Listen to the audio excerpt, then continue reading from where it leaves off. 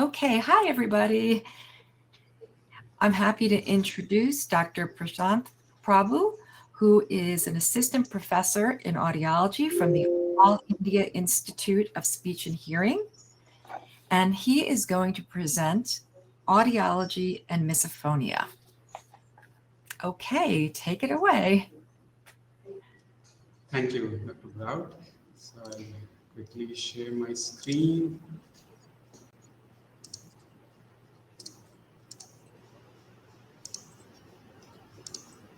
Hope my screen is visible.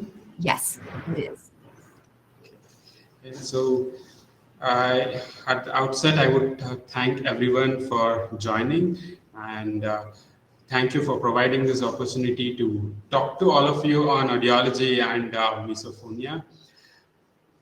So just to quickly start about myself, I work as an assistant professor of audiology.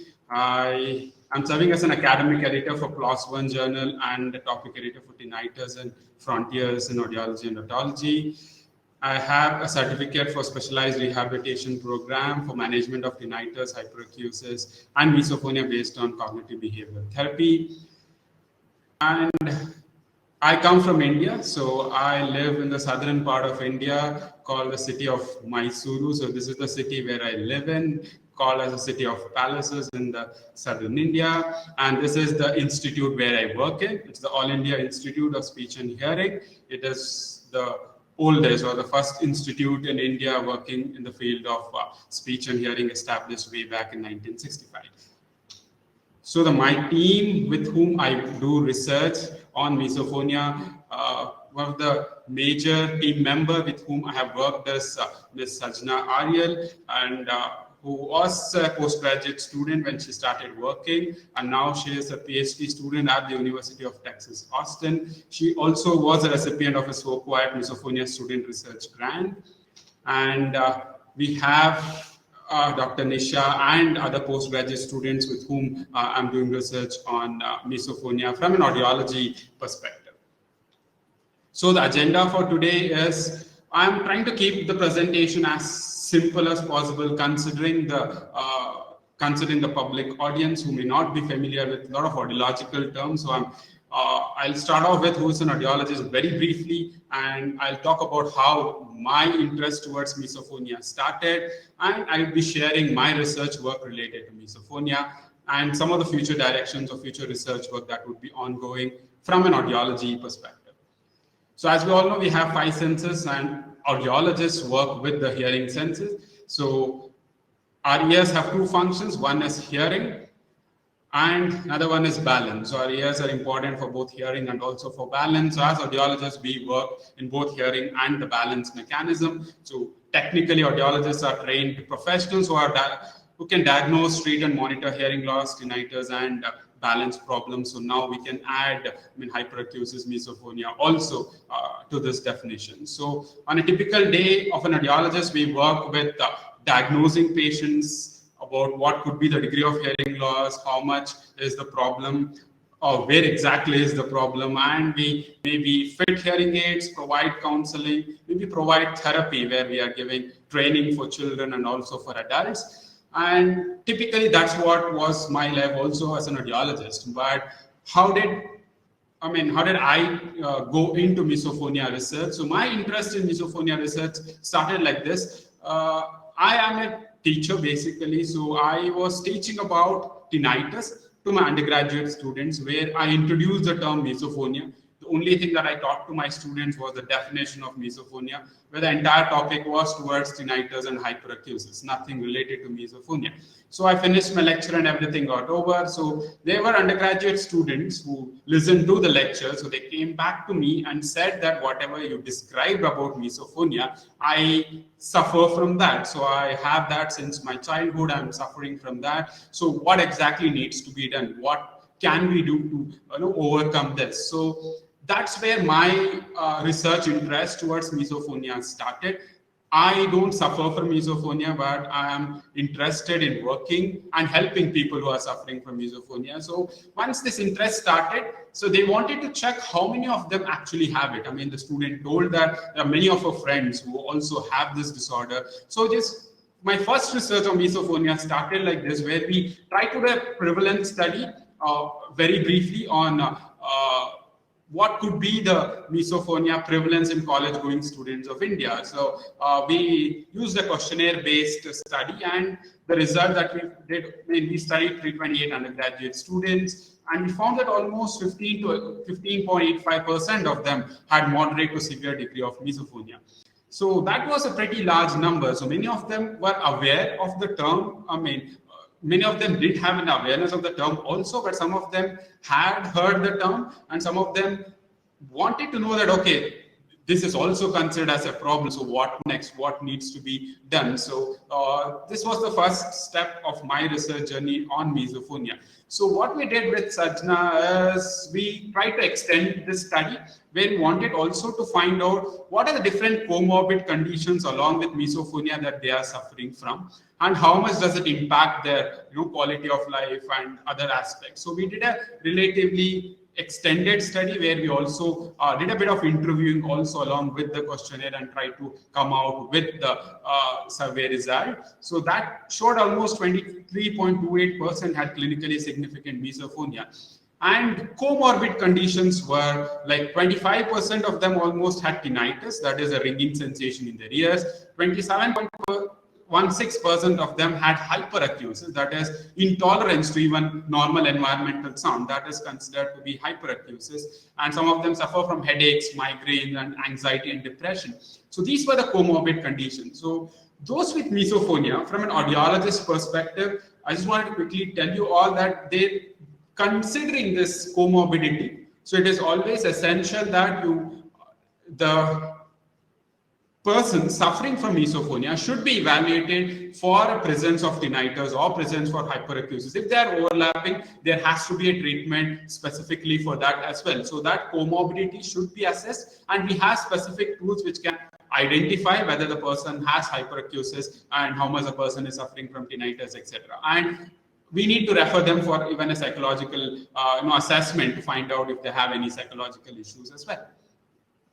So considering all this, so we said in our research that, okay, audiologists should also be consulted, they should also be a part of the team, etc. But we wanted to actually know, if we say that and a person goes to an audiologist, how many of them are actually confident of managing such patients with misophonia? So that again is another study that we did. So continuing with the prevalence study, so we have yet to publish. So this is with college going students, but with high school students, we found the prevalence to be more than what has been reported. It was almost like 32.67% of high school students were suffering from misophonia. So this is again yet to be published. And adults, it's again 18.3%. And similar to what Jane suggested, so maybe the prevalence is slightly lower in adults compared to high school students. So these results are yet to be published. Again, these are questionnaire-based studies. We did not do a detailed clinical interview. So these are just preliminary estimates of possible prevalence in these populations. So with respect to the awareness and perspective, so we did the study on awareness and perspective of audiologists on assessment and management of misophonia in India. So, and we found that there is a lack of knowledge about misophonia even among practicing audiologists who have been practicing for many years. So 15.3% of the audiologists only were confident in handling misophonia. So this suggests that there is a lot of need on creating awareness in terms of how audiologists should be trained or equipped on how we can assess and possibly suggest and guide how we can manage individuals with suffering from misophonia. So considering all this, so my research in terms of finding out an audiological mechanism, if there is any in terms of misophonia, came into my mind, as in like the sound is passing through the auditory system to the brain. Is there any problem in the pathway itself, or is there any problem in the auditory system that is affecting misophonia? So that is one thing which not many had explored. So considering that, we wanted to check, is there any audiological relationship with respect to misophonia? So to quickly tell you how we hear, so this is how we hear, so the sound goes from the pinna, it vibrates the eardrum, and there are very tiny bones in your body called this malleus indus and stapes, through which the sound goes to the inner ear and goes to the nerve. From the nerve, it reaches an area in the brain called as the auditory cortex. So that's where we hear. But research on misophonia has shown that the sound which had to be ended only here, I mean only the region that is responsible for auditory system, there are additional areas in the brain that also get activated whenever this person is having misophonia, which means that there are extra neural connections in the brain which is different from a person who has misophonia compared to a person who does not have misophonia. So considering that, we wanted to explore, is there any audiological route through which these connections are getting established. So we did a systematic review to understand misophonia from an audiological perspective. So we explored the different studies that were done to based on EEG and based on the brain mechanism, and we tried to find out, is there any audiological linkage that we have been missing, I mean, as audiologists. So the results showed that there is abnormal activation and connection among different structures in the brain in the participants with misophonia. That was the overall summary of the 12 studies on misophonia that we collated and we reported. So based on the results of these studies, we came up with this model. We called it as a neuroaudiological model of misophonia. So there are additional areas in the brain affected, but along with that, from an audiological pathway perspective, what could be affected? So we developed this model. So the model looks complicated, so I'll just quickly try to explain it in a simple term, and I'll come back to this same slide again. So we have discussed that the sound goes from pinna to the auditory nerve and it goes to the cortex. So that's how we hear the sound. So what happens is, before we reach to the cortex, there is something called as a gate or a sensory gating mechanism that is present in between this peripheral auditory system and the central auditory system. So what is the function of a gate? Gate allows some people to go in and some people to stop. So that's what, there is a mechanism in your auditory system such that some neural impulses would pass through the auditory cortex, but some of the neural impulses are inhibited at the level of the gate itself. So what happens in individuals with the misophonia could be is this sensory gate is affected. So this gate is damaged or this gate is broken such that more impulses are passing through the gate, or more impulses are being generated, or it is going to the auditory cortex, leading to additional activation of other areas in the brain. So that is one consensus or one report that came in. So along with that, there would be activation of a system called as the limbic system, which is important for fear, worry, or anxiety, that is responsible for our emotions. And you have the autonomic nervous system, which is important for the fight and flight response. When the limbic system gets activated, it activates this autonomic nervous system, which causes several bodily reactions that a person with misophonia can experience. So because of all this, this can become a chain like this, where the auditory system, there could be abnormal sensory gating, where there is reduced inhibition leading to the auditory cortex, and there will be hyperactivation of the limbic system and the autonomic nervous system, which could be giving abnormal input to the different areas on the brain.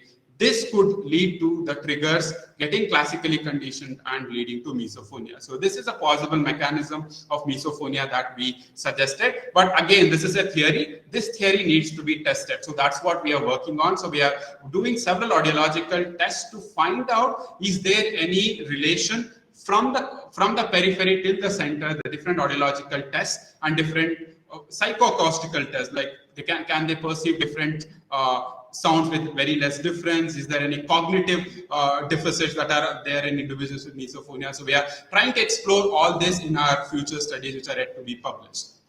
So quickly talking about the treatment. So treatment has to be a team approach. So when audiologists alone cannot manage misophonias, it has to be a team approach considering the multifaceted nature of misophonia. So audiologists are also part of the team. So they are also equally part of the team, where they can also provide input. So the input can be in terms of the assessment, where we rule out other audiological issues, and then we can also help in providing interventions such as misophonia retraining therapy and cognitive behavioral therapy. But again, efficacy is still questionable because there are more studies needed. So there are some studies done, or a very handful of studies done, which really talk about the efficacy. But this is an additional therapy that, as audiologists, we can offer individuals with misophonia, and that can, along with, complement with other therapies that can go on.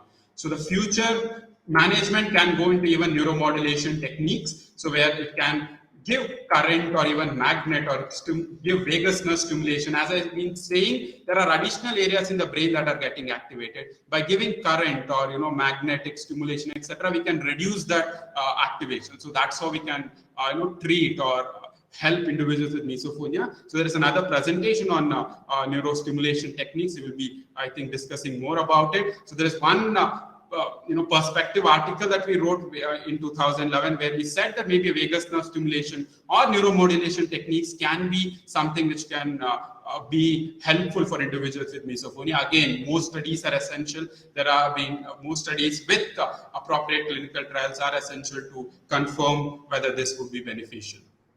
So to conclude, there is definitely a need to create awareness among the public about misophonia, and also among the audiologists as well. So to make them understand what exactly is the condition and how they should handle if they encounter a patient with misophonia. And assessment, it is advisable that you go to an audiologist and check or rule out if you have any auditory based disorder that may be triggering or affecting your auditory system. So just rule that out. And management audiologists can be a part of the team, and they can help individuals with misophonia. So these are linked to some of the articles. Some of them are in the resource center, and I'll be sharing them also with you, the other links as well. So again, I'll conclude my talk by thanking the organizers for providing this opportunity again, and thank you all for your patient listening. So I'll try to answer most of the questions that you may have, because I've kept it simple. Any technical questions, anything more in detail, I'd be very happy to answer. And if we have no time, you can always reach out to me through my email or through any of the social media sites, and I'll be very happy to connect all of you. Thank you. Thank you so very much, Dr. Prabhu. So we are going to have some questions now that I'm going to read to you from the chat. The first question: what other auditory disorders need to be ruled out by audiologists when testing for misophonia? I know you talked a little bit about that, but maybe. Yeah. So especially in terms of comorbidity, in terms of auditory disorder, tinnitus and hyperacusis are the ones which are more commonly overlapping with misophonia. Especially hyperacusis is something where you have difficulty tolerating to loud sounds. So that can be assessed by an audiologist. So we have tests where we measure we give sounds of different intensities, and we find out at what intensity they experience or they have discomfort to sound. So that can give us an indication whether the person is having a possible hyperacusis or not. So having a comorbidity with hyperacusis and misophonia can be that can help us ruling out hyperacusis, and if they have comorbidity, then maybe managing both would also be essential. Thank you. Another question: can you mention just briefly again the areas of the brain you think are involved in misophonia? Okay, so in terms of our model that we proposed from the research findings that we found out, so there are areas such as the limbic system and the autonomic nervous system in the brain, which are responsible for the emotional system regulation and also the autonomic nervous system. They are definitely involved along with the auditory areas. But there are other studies, I think, would be followed in the next presentations by other neuroscientists, where they also report of additional areas in the prefrontal cortex or in the frontal lobe as well. So where we talk about mesokinesia, etc. So they also getting affected. So these are generally the areas that are affected in the brain that are involved in individuals with misophonia. Thank you. And another question: from an audiologist's perspective, why is misophonia more prevalent among teenagers than adults? What is the difference between the mechanisms. Okay. So, Oh, I'm sorry. Excuse me. Okay, so yeah. how, from your perspective, why is misophonia more prevalent among teenagers than adults? What is the difference between the mechanisms of hyperacusis and misophonia? Yeah.